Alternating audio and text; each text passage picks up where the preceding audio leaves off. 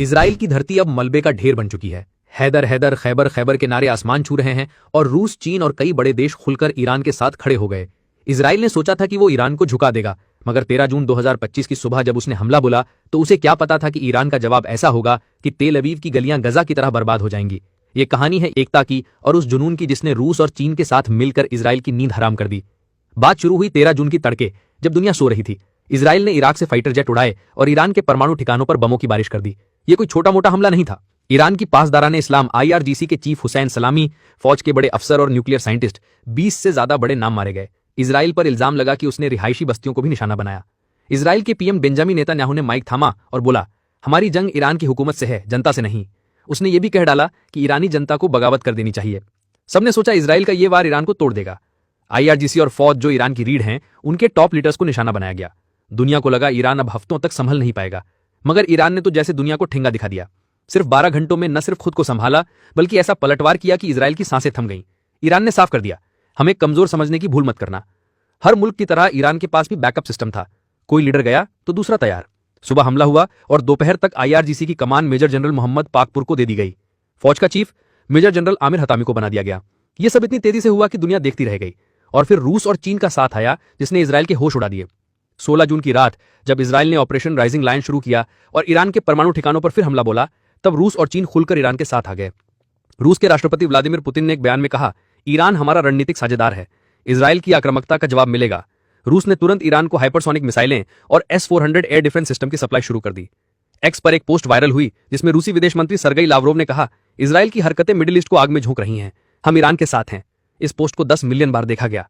चीन ने भी पीछे हटने का ऐलान किया।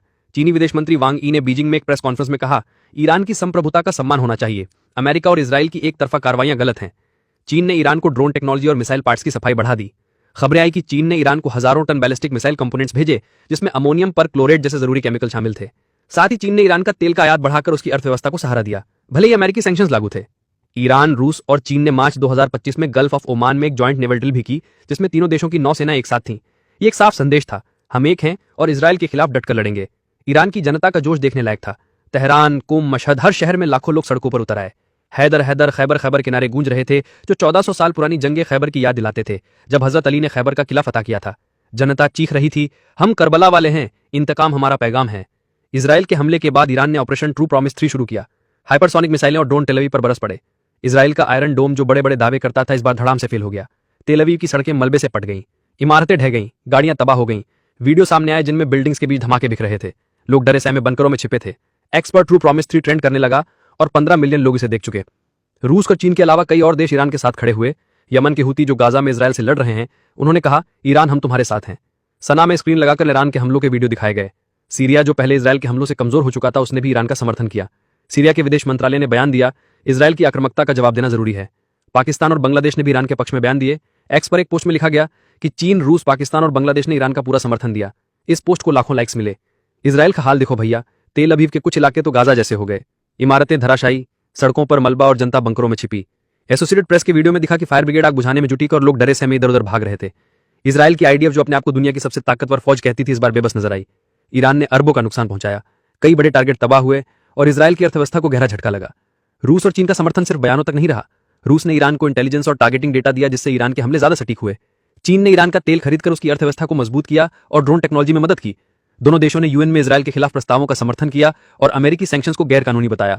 मार्च 2025 में बीजिंग में हुई त्रिपक्षीय बैठक में रूस, चीन और ईरान ने एकजुट होकर कहा, सैंक्शंस हटाओ और ईरान के साथ बातचीत करो। ईरान की इस ताकत के पीछे उसकी जनता का जुनून था। बरसों से सैंक्शंस झेलने के बावजूद वो अपनी फौज और हुकूमत के साथ डटकर खड़ी थी। तेहरान में नमाज जुम्मा के बाद लाखों लोग सड़कों पर उतरे। जुलूस इतना बड़ा था कि नजर जहां तक जाती लोग ही लोग दिखते। नारे गूंज रहे थे, हम डरते नहीं, हम डरते हैं। ईरान के सुप्रीम लीडर अली खामनेई ने कहा, इजराइल और अमेरिका को जवाब मिलेगा, हमारी एकता हमारी ताकत है।